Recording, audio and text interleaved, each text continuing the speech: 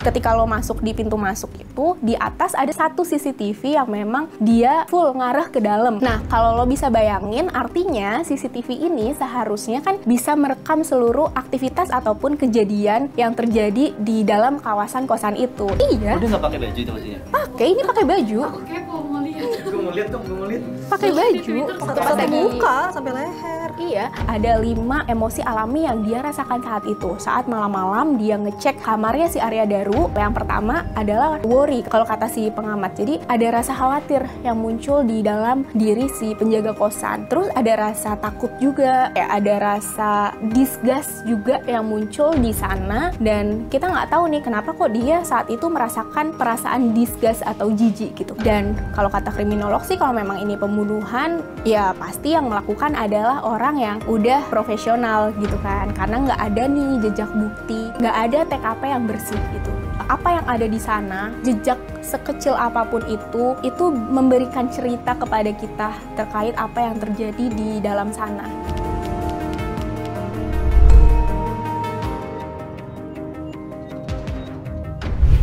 Shell, lo nonton nggak serial Sherlock Holmes yang dia episode judulnya itu Study in Pink, di mana ada kasus pembunuhan, bisa dibilang ini kasus pembunuhan berencana ya, tapi si pembunuh ini dia nggak langsung ngebunuh si para korban ini secara langsung. Lo tahu nggak kasus itu? Mohon maaf, gue nggak nonton Sherlock Holmes, gue nggak relate sama yang lo omongin, gue nontonnya drakor. Drakor apa tuh? Banyak sih, tapi ada juga drakor-drakor yang dia tuh kayak pembunuhan kasusnya, walaupun ada ya romance-romansnya juga. Tapi tar dulu, kenapa tiba-tiba ngomongin Sherlock Holmes lo? Nih ada hubungannya sama apa nih?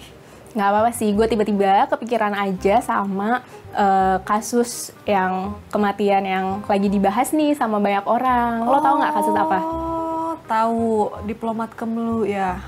Bener banget. Oh my god. Tapi itu kenapa ya kasusnya? Gue penasaran banget lagi sampai sekarang, hasil otopsinya belum ada. Terus dia kenapa gitu loh jadinya? Lu liputan ini ya?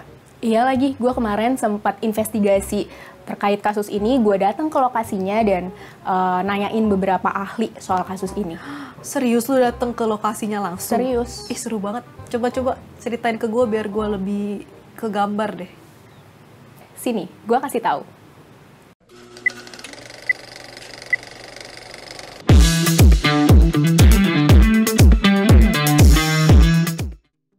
Jadi sebelum gue kasih tahu nih Shell terkait kasus yang gue investigasi kemarin, sebelumnya itu Kompolnas atau Komisi Kepolisian Nasional ini kan juga turun tangan nih selain dari kepolisian untuk ikut lebih jelasnya lebih ini ya, ikut memantau dari perkembangan kasus ini.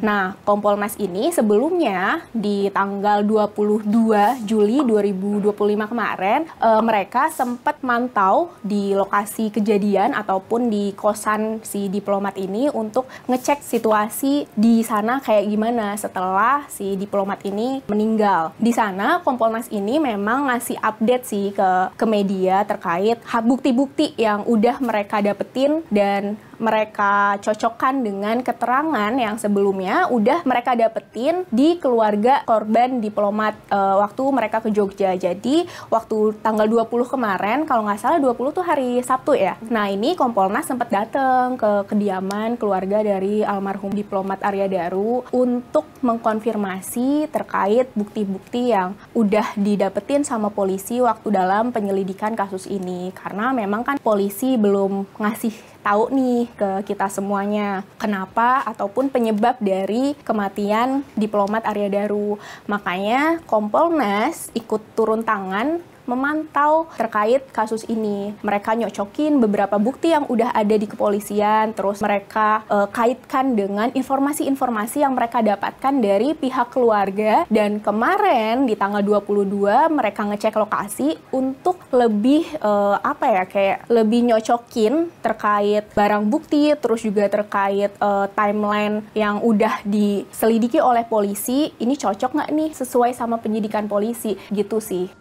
Diduga korban berada di rooftop lantai 12 gedung Kemenlu.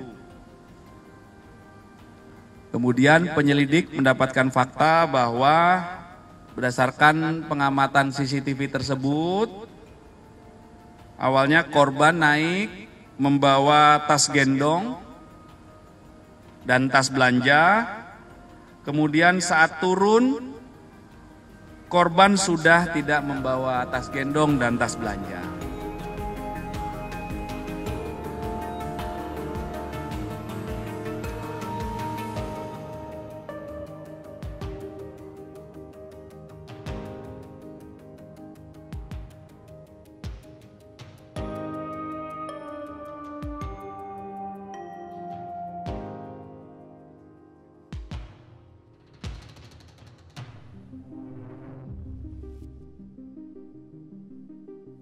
Oh, ini kalau update-nya dari Kompolnas, mereka katanya wawancara keluarga dan nemuin bukti-bukti baru. Lu dapat bayangan nggak kira-kira tuh info kayak apa yang bisa jadi kunci untuk ngebuka kasus ini? Nah, kalau dari informasi yang gue dapet nih terkait kemarin waktu Kompolnas ini ngomong di publik, jadi waktu pas lagi Kompolnas datang ke Jogja, ke kediaman dari keluarga korban, itu mereka lebih ngegali soal informasi yang, karena kalau lo tahu waktu pas lagi si diplomat ini nggak bisa dihubungin sama istrinya, itu kan dia sempat nelponin penjaga kosannya kan. Nah, jadi Kompolnas kesana untuk ngecek dan ngonfirmasi sebenarnya obrolan apa sih yang dilakukan oleh si istri korban sama si penjaga indekosnya. Jadi di sana Kompolnas nyocokin ketika obrolan-obrolan di WhatsApp, terus telepon-telepon yang memang dilakukan oleh si istri sama si penjaga kosan untuk lebih nyari tahu timeline ketika si diplomat ini waktu itu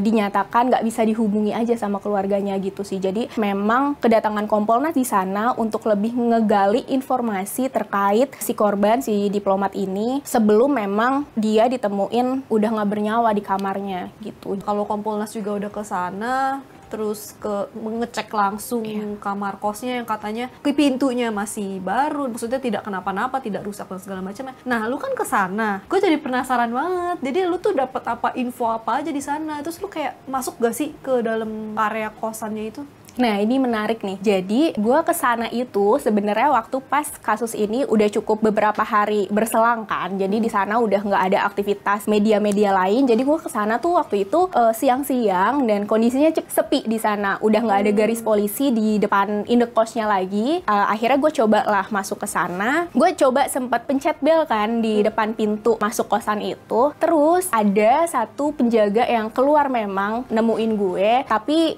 pintunya belum dibuka tuh. Terus pas gue bilang, "Pak, kami dari Kompas TV." Tiba-tiba habis itu bapaknya langsung, "Oh, enggak, maaf ya," langsung pergi gitu aja ke dalam gitu. Jadi gue nggak bisa nih dapet informasi dari orang terdekat yang memang paham soal kondisi indekos itu. Terus akhirnya di situ yang bisa gue lakukan adalah gue mengamati sekitar, gue mengamati kondisi dan lingkungan di sana. Terus gue juga sempet tanya-tanya ke beberapa orang, terutama penjaga dari toko vape sama ibu-ibu pedagang yang memang dia jualan kaki lima yang lokasinya nggak jauh dari sekitar kosan si diplomat Arya Daru ini. Tadi kan lu ketemu sama si penjaga kosnya.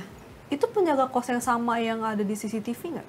Kebetulan karena kemarin memang dia tuh langsung buru-buru gitu loh. Tapi kalau dari informasi yang gue dapetin dari si ibu-ibu yang ngejagain atau yang dia jualan di sekitar situ, itu sih sepertinya bapak yang sama ataupun penjaga yang sama kayak waktu pas terekam di CCTV yang lo lihat di media-media itu loh. Oh, dan kondisinya pas lu di sana masih ada yang ngekos di sana? Atau Iya. ada bekas kejadian yang mencurigakan nggak misalnya di sana? Kalau kondisi yang ngekos masih ada di sana, tapi kemarin itu karena garis polisi di depan itu udah dibuka, yang ada tuh garis polisi cuma ada di depan kamarnya si diplomat Arya Daru ini. Tapi selebihnya gue nggak menemukan hal-hal yang lebih mencurigakan aja gitu kali ya. Tapi pada akhirnya di sana gue kan mengamati CCTV yang ada. Lo lihat gak tayangan CCTV yang udah beredar di publik terkait kasus ini? Nah, di situ pada akhirnya gue mencoba nih melihat CCTV di sana, karena ketika kasus ini bergulir, lo tahu kan yang ada beberapa asumsi di masyarakat, di media sosial soal angle CCTV yang berubah dan lain sebagainya. Iya kan? Nah, makanya gue di sana ngamatin sampai gue pada akhirnya menemukan dari hasil pengamatan gue ya, di sana itu ada 3 CCTV, Shell. Di sana ada 3 CCTV yang di kawasannya si Arya Daru ini, dan kalau menurut gue pribadi dengan dengan adanya 3 CCTV itu bisa mengcover segala ruang gerak ataupun apa ya, dia bisa mantau segala lingkungan di dalam kawasan kosannya si Arya Daru ini. Jadi kalau misalkan lo lihat secara layoutnya di lingkungannya itu kan kamarnya si Arya Daru ini jaraknya 2 pintu dari gerbang utama. Nah, di situ di atas kamar Arya Daru itu ada 2 CCTV yang memang posisinya itu kayak lawanan arah gitu loh. Jadi yang satu nyorot ke sebelah kanan, yang satu nyorot ke sebelah kiri. Nah, di situ makanya gue duga saat itu bukan kayak angle CCTV-nya yang berubah, tapi dari beberapa tayangan CCTV yang udah tersebar di publik. Soal yang pertama waktu malam-malam, kalau lo tahu yang penjaga mondar-mandir nggak pakai baju nyariin dan mantau kamar si Arya Daru itu. Terus yang kedua saat pagi-pagi si penjaga juga mondar-mandir. Sama yang ketiga itu kan yang waktu pas CCTV-nya ini angle-nya dia nyorot ke depan kameranya si Arya Daru kan, yang waktu pas pagi-pagi itu pintunya dicongkel sampai si diplomat Arya Daru ini ditemuin kalau memang udah nggak bernyawa. Nah, kalau yang gue lihat, yang gue amati dari sana, ini tuh memang beberapa video CCTV yang tersebar di publik itu diambil dari CCTV yang berbeda. Makanya gue ngelihat karena ada 2 CCTV di sana gitu sih. Sama sebenarnya tuh ada satu CCTV lagi sel yang gue lihat di sana. Itu CCTV-nya posisinya ada di atas deket pintu masuk dari kosannya si Arya Daru ini. Jadi ketika lo masuk di pintu masuk itu, di atas ada satu CCTV yang memang dia full ngarah ke dalam. Nah, kalau lo bisa bayangin, artinya CCTV ini seharusnya kan bisa merekam seluruh aktivitas ataupun kejadian yang terjadi di dalam kawasan kosan itu. Iya nggak? Iya bener, berarti harusnya kan CCTV itu menangkap semua kejadian itu ya, terlihat semua harusnya ya. Iya, nah tapi ya gue nggak tahu memang itu CCTV itu bekerja atau enggak. Makanya yang beredar di publik itu nggak ada nih kalau misalkan lo lihat CCTV yang dari arah yang tadi gue sebutin, yang dari arah luar yang bener-bener nyorot ke dalam kawasan si kosan diplomat Arya Daru ini. Nah, ketika lu datang ke kosannya ya, lu ngeliat gak di situ tuh area kosnya itu tuh sebenarnya ada berapa pintu, dan itu sebenarnya bisa sembarangan diakses sama orang lain gak sih, atau ya itu cuma bisa sama penghuninya aja gitu, kayak harus ada akses khusus gitu?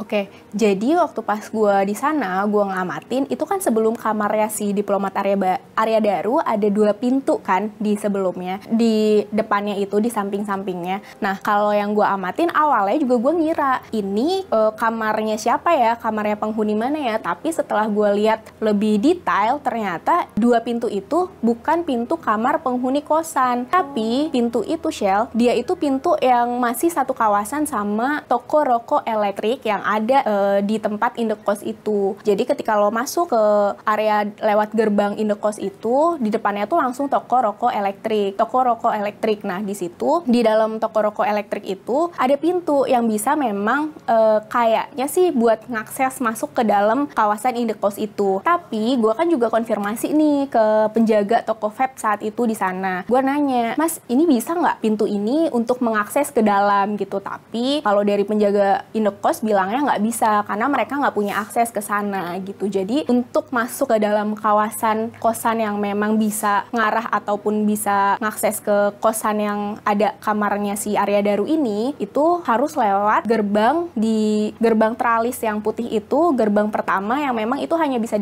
diakses sama para penghuni kosan, karena di depan gerbangnya si pintu masuk kosan itu memang ada smart lock gitu yang nggak semua orang bisa masuk gitu sih. Ini 2 pintu ini punyanya si sini kan? Iya. Tapi bisa dibuka nggak Mas kalau dari sini? Berarti emang nggak bisa ada akses ya Mas sebetulnya? Nggak ada. Kalau buka di depan pun kita ada alarm otomatis bunyi. Oh ya, karena dia smart lock, jadi intinya ya harus si penghuninya dan yang orang yang memang berurusan dengan misalnya si penjaga kos ya, atau orang yang memang menjaga si kos itu gitu kan. Nggak bisa sembarangan orang kan artinya. Bener. Tadi gue tertarik juga ketika lu bilang ketemu dengan ibu-ibu yang dia berjualan ya. hasil lu ngobrol sama dia tuh apa? Oke, jadi gue kesana itu kan out of record ya, jadi gue emang cuma ngedeketin aja nih ibu-ibunya untuk tanya-tanya, Bu, ini kosannya punya siapa gitu-gitu, gue cuma nanya gitu, tapi memang si ibunya ini nggak tahu, dia cuma tahu sama si penjaga kosannya aja, karena penjaga kosannya kayaknya emang sering beli makan di situ kan, tapi ibu-ibunya ini nggak mau ngomong banyak karena dia agak takut kali ya, walaupun gue di situ nggak ada kamera, nggak bawa apa-apa gitu, emang pure aja mau nanya-nanya buat profiling lingkungan sekitar gitu. Kalau dari ibu-ibu sih lebih ke ngejelasin soal di situ emang kosannya nggak terlalu rame gitu. Terus habis itu si penjaga kosannya ini kasihan gitu loh karena keseret kasus ini gitu doang sih. Kalau yang misalnya gue nanya terkait si korban diplomat ini pernah nggak beli makan di sana dan lain sebagainya gitu. Ibu-ibunya sih bilang nggak pernah papasan dan nggak tahu soal si korban ini gitu sih. Berarti kan lu di sana itu cuman ketemu berapa orang tuh? Cuma si ibu-ibu yang Iya, sayang nih sana kemarin sepi, gue nggak ngeliat ada penghuni kosan yang mondar-mandir juga, mungkin karena itu jam kerja kali ya, jadi makanya gue cuma ketemu sama si penjaga toko vape yang itu juga omongannya nggak banyak, karena mungkin tahu takut salah ngomong dan lain sebagainya, terus gue ke ibu-ibu penjual di sekitar situ, sama ke penjaga kosan yang mungkin tadi langsung menarik diri ketika gue bilang gue dari TV gitu. Tapi kalau lihat di tayangan lu nih, lu bertemu juga dengan beberapa pengamat atau ahli lah ya. Lu ketemu siapa aja? Jadi untuk ngedalemin kasus ini dan gue nyari banyak perspektif soal kasus ini, gue nemuin 3 pengamat. Yang pertama gue nemuin ke pengamat gestur dan mikroekspresi, terus gue juga coba bawa kasus ini ke kriminolog, terus yang terakhir gue ngebaca ataupun ngedalamin kasus ini lewat ahli psikolog forensik. Itu sih, Sel. Yang sama si pakar mikroekspresi ini, menurut gue ini menarik sih, karena kan di situ dia bilang dia mengamati penjaga kos, terus dia bilang ada dari rekaman CCTV itu kayak muncul apa ekspresi fear, anger, terus ada worried juga, ada disgust juga. Gue nggak kebayang gitu. Maksudnya coba lu jelasin deh emang yang dimaksud si pakar ini tuh kayak gimana gitu. Oke, jadi ke pakar mikroekspresi kan gue memang berangkat dari video-video CCTV yang beredar di publik kan. Ada beberapa video CCTV yang gue bawa tuh untuk ke mikroekspresi untuk sama-sama dibaca dari pengamatan si pengamat mikroekspresi ini gimana sih ngelihat gerak-gerik aktor-aktor yang ada di CCTV itu termasuk diplomat Arya Daru. Gue coba jelasin runtut kali ya dari CCTV yang pertama kita bahas. Itu pertama kita ngebahas soal CCTV waktu si diplomat Arya Daru ini buang sampah malam-malam. Nah di situ sebenarnya si ahli mikroekspresi ini nggak terlalu membahas detail karena dia merasa ini adalah aktivitas yang wajar aja gitu, orang buang sampah dengan cara jalannya dia pun santai dan lain sebagainya. Jadi nggak ada hal yang cukup menarik dan nggak ada hal yang mungkin bisa lebih didalami dan apa ya kayak aneh gitu dari CCTV itu. Itu hanya kita ngeliat beliau ngelihatnya hanya ya udah itu aktivitas biasa aja gitu. Nah yang menariknya itu waktu pas kita ngebahas CCTV di mana si penjaga kosan itu malam-malam yang jam 12-an lebih itu mondar-mandir di depan kamarnya sambil bawa HP untuk ngecek kondisi di sekitar depan kamar diplomat Arya Daru ini. Nah, kalau kata ahli mikroekspresi saat itu, kita mungkin sebagai orang awam ya, Sel, ngelihatnya kayak ya udah biasa aja. Tapi dia bisa nge-capture ataupun ngelihat ekspresi wajah si penjaga itu dari sepersekian detik. Jadi dia pakai alat analisis yang memang itu hasilnya bisa langsung keluar gitu. Gue kemarin sempat dikasih tahu juga sih grafik-grafiknya terkait emosi-emosi yang muncul dari si penjaga ini. Nah, saat itu dia bilang dari video CCTV yang memperlihatkan ketika malam-malam si penjaga itu ngecek kosannya depan kamarnya si Arya Daru, itu ada muncul nih beberapa ekspresi emosi yang dirasakan sama si penjaga ini gitu. Jadi kalau kata si Ibu Monica Kumalasari, si ahli gestur ini, dia bilang saat itu ekspresi yang ditampilkan sama si penjaga ini adalah dalam ekspresi yang low control. Artinya ketika ekspresi itu low control yang muncul itu ekspresi situasi dia tuh ataupun perasaan yang dia alami saat itu tuh nggak dibuat-buat, Sel. Jadi emang perasaan ataupun emosi-emosi yang alami aja yang muncul. Dan itu ada 5 emosi alami yang dia rasakan saat itu. Saat malam-malam dia ngecek kamarnya si Arya Daru, itu ada 5 emosi yang muncul. Yang pertama adalah worry kalau kata si pengamat. Jadi ada rasa khawatir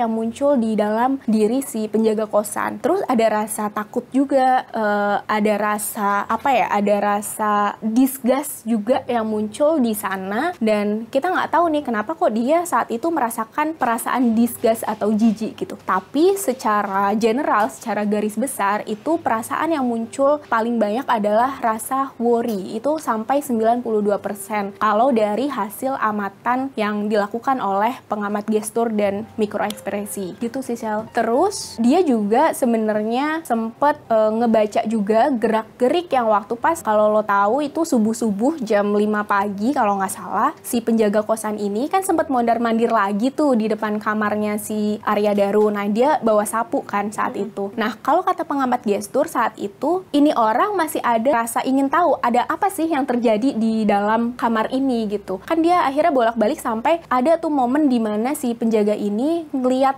jendela di sekitar kamarnya si Arya Daru. Nah, kalau kata pengamat gestur, ini tuh penjaga udah ada di dalam tahap yang benar-benar memantau situasi yang ada di dalam kosan itu gitu. Jadi dia udah benar-benar lebih detail lagi memperhatikan saat itu di jam pagi-pagi, di jam 5 subuh. Kenapa sih? Ada apa sih di dalam sana gitu. Karena ini juga dilakukan, pemantauan yang dilakukan sama si penjaga ini memang kan kalau dari keterangan polisi itu disuruh kan sama istrinya si Arya Daru ketika si istrinya ini nggak bisa ngehubungin si Arya Darunya ini dari malam. Makanya si penjaga kosan itu malam dan subuh pagi mondar-mandir di sekitar kamar Arya Daru karena memang itu atas pesanan dari istrinya yang waktu itu ada di Jogja. Terus si pengamat gestur ini juga ngamatin waktu pas yang pagi-pagi ada 2 orang, si penjaga dan temennya ini sempat ngecek kawasan ataupun di depan kamarnya si Arya Daru. Mereka kan sempat ngetok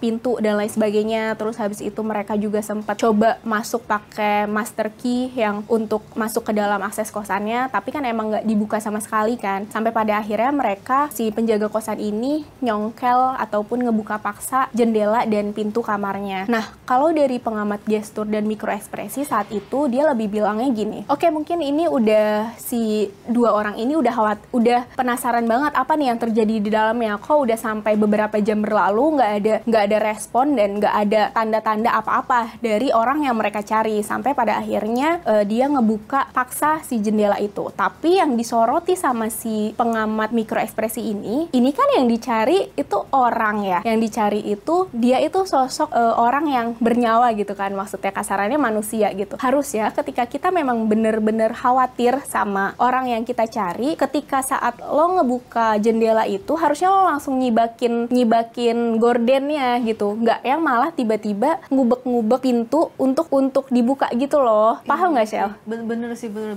Iya, kebayang lagi gue.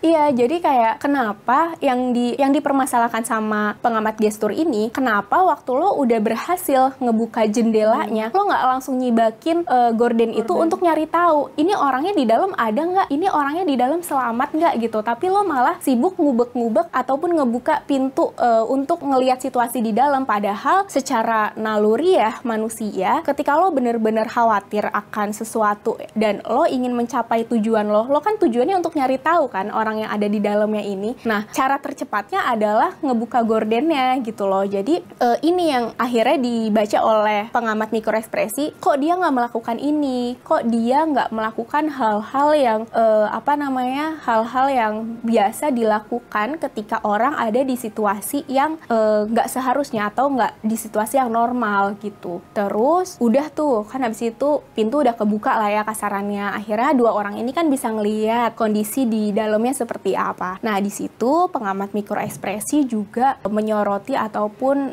agak aneh nih sama ekspresi-ekspresi yang terekam di CCTV dari 2 orang ini gitu. Jadi kayak ahli mikroekspresi sih bilangnya, ini kok mereka nggak ada tanda-tanda ataupun ekspresi-ekspresi yang mungkin kaget ataupun kayak langsung, karena kan di dalam ini dengan posisi si Arya Daru ini kan memang kepalanya kelilit lakban gitu kan. Jadi ini kan hal yang mungkin aneh dilihat sama kita sebagai manusia ketika mereka menemukan hal yang aneh dan di luar kebiasaan ataupun ya maksudnya yang nggak bisa kita duga, nggak ada nih muncul ekspresi-ekspresi yang kayak mereka tuh ngerasa kaget ataupun takut, itu nggak ada gitu loh. Malah mereka justru sibuk ngerekam dan sibuk ngevideoin gitu. Jadi ini juga yang mungkin kata si pengamat gestur harus ditelisik lebih jauh. Kenapa kok mereka nggak menampilkan ekspresi-ekspresi yang mungkin kaget terus takut gitu sih? Karena normalnya ketika kita manusia ada di posisi dan kondisi kita menemukan hal-hal yang nggak wajar, itu pasti secara natural akan mengeluarkan emosi-emosi ataupun gerak-gerik yang kita pasti ada kelihatan takut ataupun kelihatan kaget dan lain sebagainya gitu sih. Iya, jadi menurut gue sih hasil amatannya si pengamat mikroekspresi ini jadi kayak buat hipotesis buat polisi kali ya, untuk menelisik lebih dalam saksi-saksi ini gitu sih, Sel. Tapi kan di situ lu bukan cuman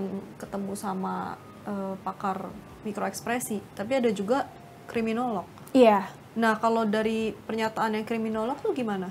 Oke, gue ke kriminolog itu untuk menanyakan terkait ini arahnya kasus mau kemana nih gitu kan. Tapi kalau dari kriminolog emang nggak bisa langsung dia bilang ini arahnya misalnya ke salah satu penyebab tertentu gitu. Kalau kata kriminolog sebenarnya masih masih 50-50 gitu untuk hasil kasus ini, penyebab dari kenapa si diplomat Arya Daru tewas ini bisa jadi masih banyak kemungkinan gitu. Jadi gue ngebahas dari dua sisi. Misalnya kalau memang ini pembunuhan, alasannya seperti apa, terus kenapa ini bisa, maksudnya apa yang terjadi dengan pembunuhan ini, skenarionya dan lain sebagainya. Kalaupun misalnya ini adalah kasus bunuh diri, itu juga kenapa dan bukti-buktinya seperti apa gitu sih. Jadi gue ngebahas dua sisi secara imbang kasarannya sama si kriminolog ini. Jadi kalau dari apa yang gue dapetin di kriminolog ini sebenarnya kalau misalkan ini kasusnya pembunuhan ya, Shell. Jadi dia bilang kalau misalnya ini memungkinkan juga untuk kasus pembunuhan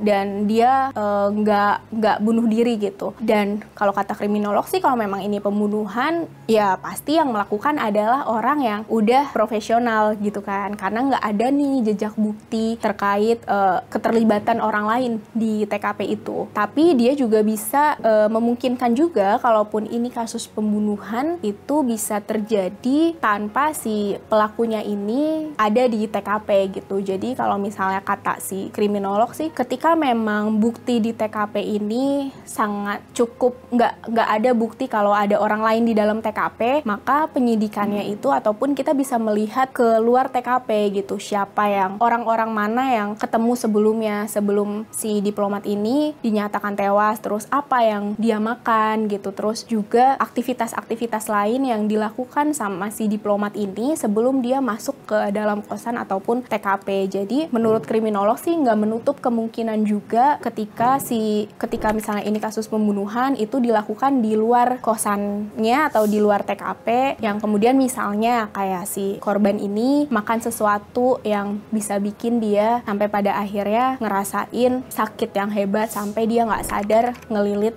kepalanya sendiri dengan lakban gitu sih. Terus bisa juga ini adalah kasus bunuh diri gitu. Kalaupun itu terjadi, ya itu sesuai dengan evidence ataupun barang bukti yang ada di lokasi kan. Di situ nggak ada keterlibatan orang lain, hanya ada dia sendiri. Terus juga kan ada beberapa alat bukti yang ada di TKP, salah satunya misalnya kayak lakban itu, terus obat-obatan mungkin kayak obat sakit kepala dan lain sebagainya, itu juga bisa jadi memang korban melakukan itu. Tapi untuk motifnya kan itu juga harus perlu didalami. Jadi kalau kata kriminolog sih lebih ke segala kemungkinan itu ada, tapi ya itu kita tinggal ngeliat ini bukti yang didapetin dari polisi akan mengarahkan kemana. Jadi Shell, kalau kata kriminolog Pak Untung Sumarwan, kriminolog dari Universitas Budi Luhur, ini dia lebih menyoroti si dua pintu ini nih, sampai akhirnya dia bilang, oke, mungkin memang si penjaga ataupun penjaga toko vape ini bilang nggak ada akses ke sana, tapi yang namanya pintu tetaplah pintu. Jadi secara kriminologi harus tetap ditelisik nih, pintu-pintu ini sebenarnya bisa dibuka atau enggak. Terus mungkin harus didalami juga nih soal toko vape ini, kayak gitu sih. Wah, bener sih. Ini udah ada dua perspektif nih menurut gua. Menarik sih. Terus karena lu ketemu sama satu lagi. Nah itu kalau perspektif dari satu orang lagi, yaitu si psikolog forensiknya, itu gimana?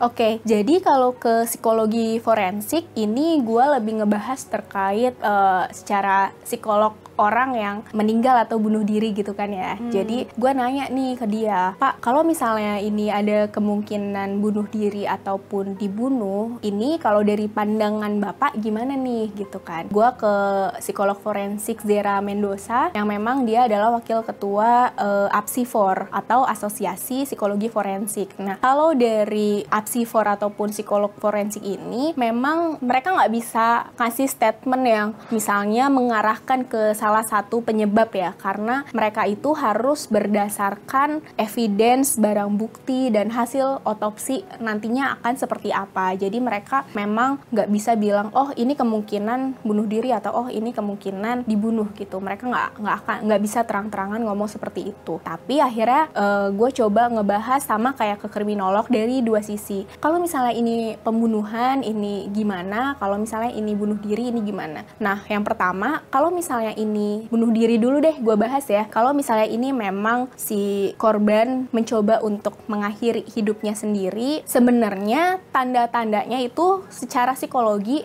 harusnya sih udah bisa dirasakan oleh orang-orang sekitarnya kayak gitu ya. Secara umum, kalau kata psikolog forensik yang gue temuin, dia sih bilang orang yang mau mengakhiri hidupnya sendiri secara umum itu pasti mereka menunjukkan gejala-gejala ataupun tanda-tanda ke lingkungan sekitarnya. Kayak misalnya mereka pasti akan mencoba meminta tolong dulu nih ke orang-orang sekitarnya, misalnya untuk cobalah kayak gue diselamatin gitu loh. Nah misalnya tanda-tanda orang yang memang mau melakukan suicide ataupun bunuh diri menurut psikolog forensik ini lebih ke misalnya dia yang tadinya ceria jadi murung, dia yang tadinya suka bersosialisasi jadi menarik diri gitu. Nah ini yang memang sedang didalami sama psikolog forensik ketika mereka ikut turun untuk menyelidiki kasus ini gitu. Jadi memang kalau dari porsinya psikolog forensik memang lebih ke kepribadian sama hal-hal yang dialami oleh si korban sebelum dia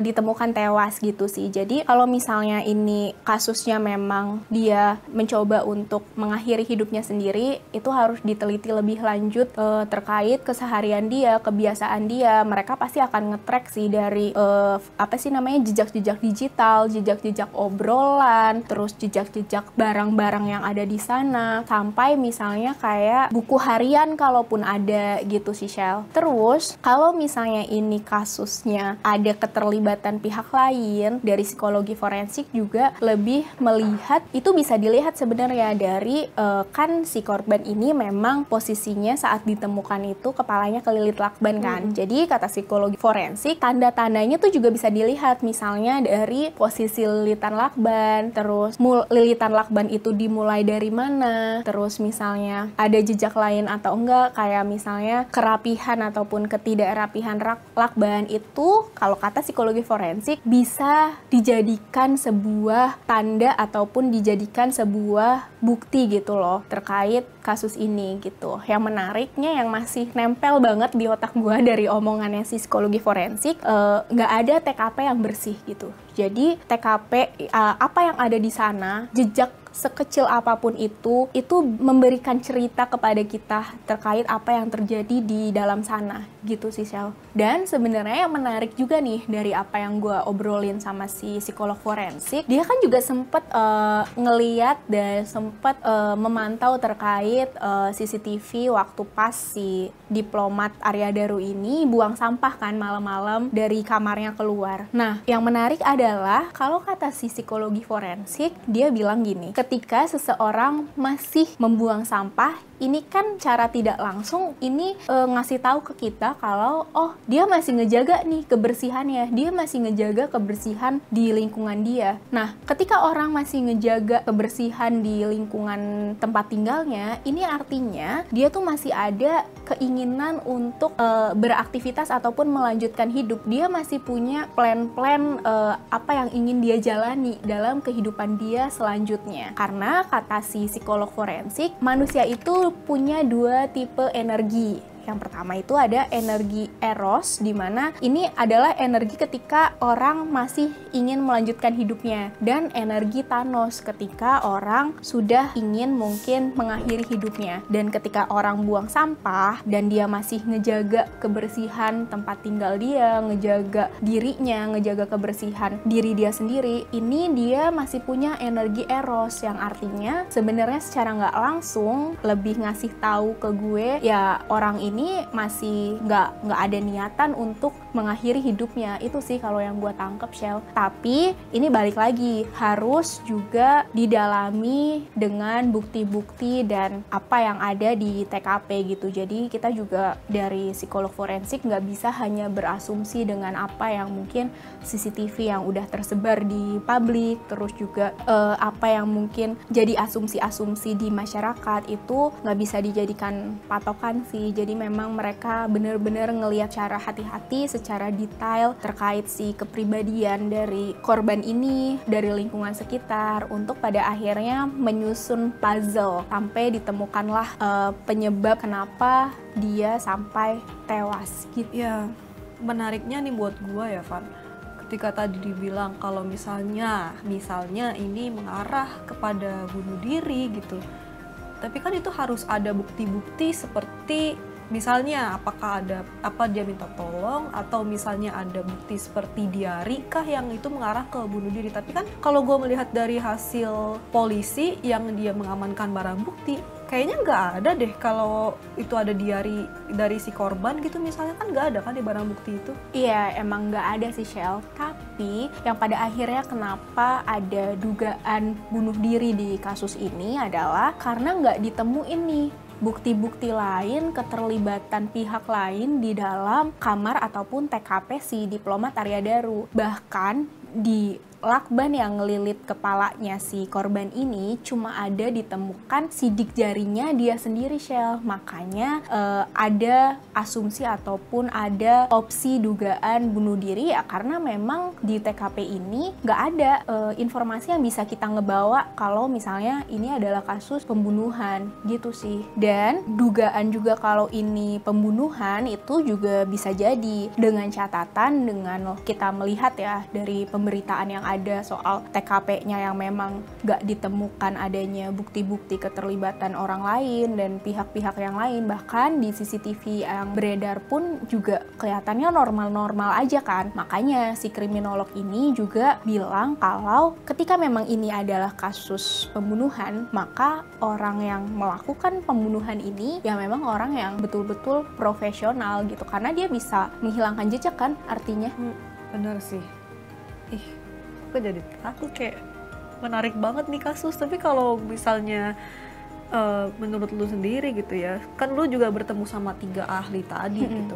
Lu percaya nggak sih, maksudnya dari hasil apa yang dipaparkan misalnya sama ahli mikroekspresi, sama pakar psikologi forensik, itu lu percaya sama hasilnya atau ya tetap harus divalidasi lagi sama hasil bukti yang lain? Oke, jadi ketika misalnya bacaan ekspresi yang udah didapat sama si ahli mikroekspresi ini memang nggak langsung harus dipercaya ya, karena kan lebih balik lagi, ini bisa jadi bahan hipotesa polisi untuk menyelidiki ketika dia melakukan penyelidikan ke pihak-pihak terkait. Kayak tadi misalnya ketika si ahli mikroekspresi ini bahas soal ekspresi yang muncul dan gerak-gerik dari si penjaga kosan sama temennya. Nah, sebenarnya dari hasilnya si ahli mikroekspresi itu bisa didalemin lagi kan ke polisi, lewat nanyain ke mereka terkait hal itu gitu. Jadi menurut gue sih apa yang dibaca sama ahli mikroekspresi, apa yang dibaca sama kriminolog dan psikolog forensik, ini menurut gue sih adalah bahan penyelidikan lebih dalam ke polisi sih. Jadi menurut gue yang punya tugas dan yang punya kewenangan untuk menyelidiki ini ya polisinya sendiri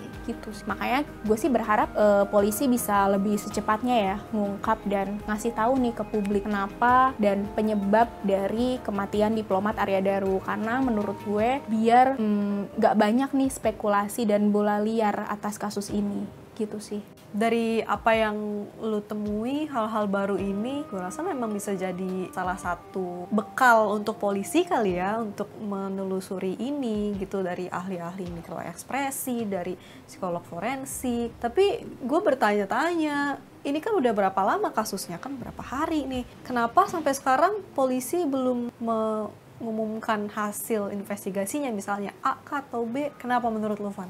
Oke, yang pertama menurut gue ya, polisi juga seharusnya sih udah menggandeng pihak-pihak yang cukup kompeten ya untuk menyelidiki kasus ini, entah dari psikologi forensik ataupun dari pihak-pihak lain yang memang jadi saksi kunci nih dalam kasus ini. Dan yang kedua, ini juga nggak sih Sel yang kita tunggu gitu kan, hasil dari otopsi dan kejelasan polisi atas kasus ini, karena udah 2 minggu lebih dong kasarannya kasus ini bergulir tanpa kejelasan yang pasti dari polisi. Dan ya gue berharap juga sih pada akhirnya polisi untuk secepatnya memberikan pernyataan ataupun hasil dari penyidikannya yang memang menyeluruh dan jelas atas kasus ini, karena menurut gua ini polisi juga cukup hati-hati ya dalam menyelidiki kasus ini, karena kan kasus ini juga sangat jadi sorotan di publik gitu. Gua juga mungkin ngelihatnya polisi nggak mau gegabah nih untuk menyimpulkan sesuatu atas kasus ini. Jadi kita tunggu aja sama-sama hasil dari polisi nantinya akan seperti apa terkait dari mungkin yang pada akhirnya polisi ketika mereka akhirnya membuka kepada publik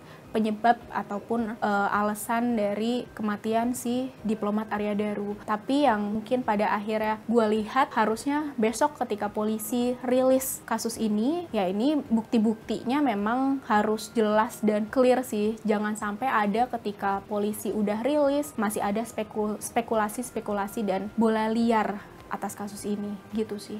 Nanti kalau misalnya pas hasil otopsi udah rilis, kan lu biasanya cepet banget nih dapet info.